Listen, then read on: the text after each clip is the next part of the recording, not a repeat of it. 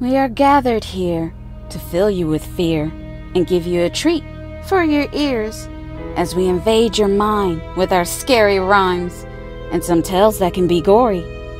As you bear witness and sit here and listen to our poetic horror stories.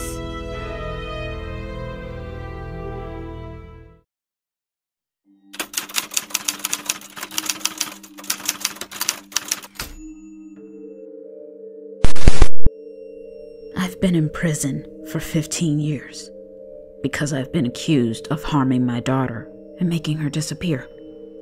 But I didn't. I don't know what happened. One moment she was in her room playing by herself, but when I went to check in on her, she was no longer there. Now, I'm being paroled 5 years earlier for good behavior, and I'll be staying with my sister in her trailer.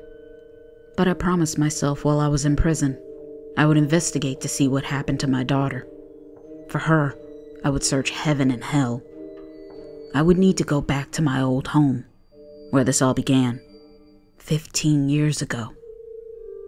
Luckily for me, the home was still there, and no tenants were living in it. I also have to be very careful not to violate my probation by trespassing on this property, since it no longer belongs to me. I will have to move tactfully and carefully. Not even my sister knows my plans. If she did, she would try and stop me. I don't think she would understand. But this is something I have to do. I just need to know the truth.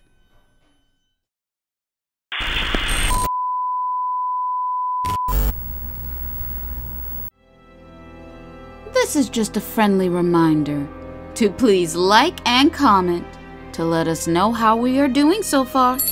We would love to hear from you all. And if you're new, please subscribe and become a part of the PHS crew. And we thank you.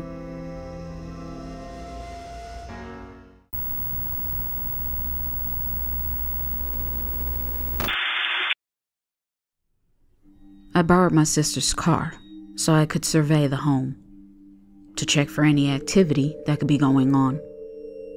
I sat there, watching for a while, contemplating should I break in or go inside. I will have to be very careful and hide from prying eyes. I made up my mind. I will come back when it's dark and break in through a window in the back of the house. I just need to go in, take a look around. I returned exactly at 8 p.m. I told my sister I was going to run out to the store on a quick errand. I should be back around 10 p.m. When I made my way in, the house looked the same. Nothing about it changed. And just like memories came flooding back to me, I could see my daughter sitting at the kitchen table, eating her favorite cereal. Her in the living room, coloring and watching cartoons on TV, laughing loudly. The feelings were overwhelming. I turned on the flashlight on my phone to brighten a path so I could see where I was going. The empty house was quiet. It made me feel a bit eerie. The silence gave me chills and went right through me, but I shook it off. I was on a mission that I needed to follow at any cost. I turned to go up the stairs to the scene of the incident. I was headed to my daughter's bedroom, the last place I saw her playing for the very last time. My daughter was 10 years old at the time she went missing. She would be 24 years old. I need to stop and focus. No more time for reminiscing. But to tell you the truth, I don't know what I'm looking for. Any clues that would have been here wouldn't be here anymore. I just stood there, lost in thoughts, just thinking about where she could have gone. I still remember the police searching for her everywhere. All over this house, up and downstairs. They checked outside the house, all over the neighborhood. They just couldn't find a lead. So they turned on me and blamed me. They took me to the police station that same day and asked me, where did I hide her body? I couldn't believe they thought I would harm my child. And from there, the accusations went wild. And before I knew it, they handcuffed me and placed me in jail.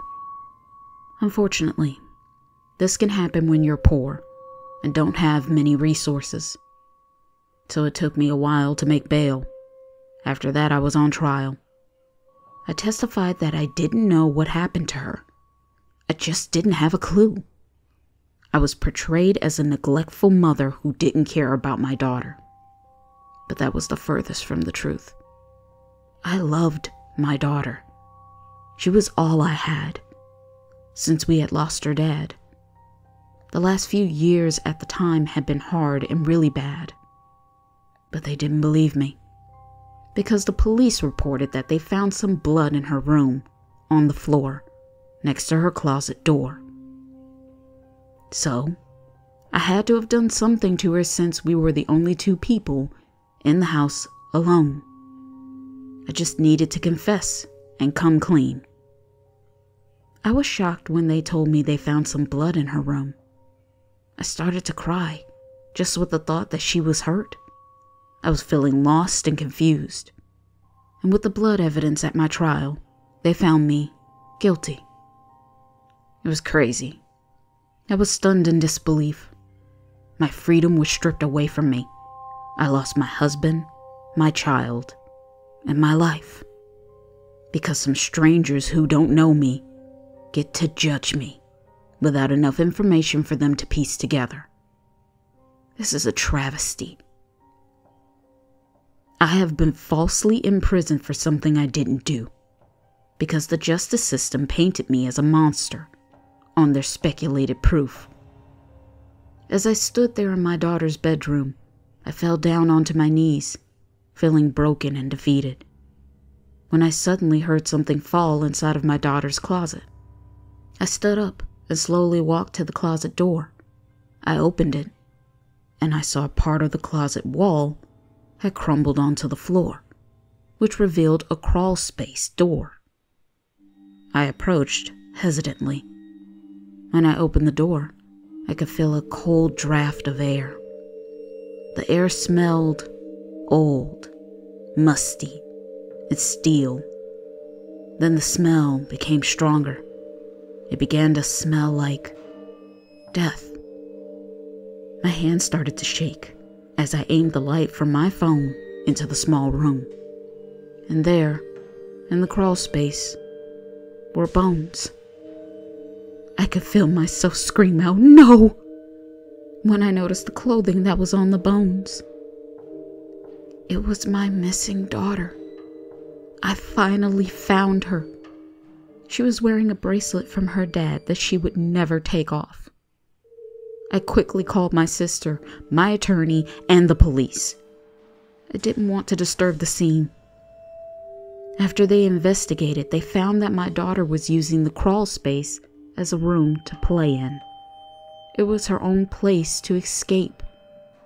She had dolls, toys, books, and pictures of her father covering the walls in the space. It looks like the day she went missing, she became trapped when the crawl space door became jammed and wouldn't open.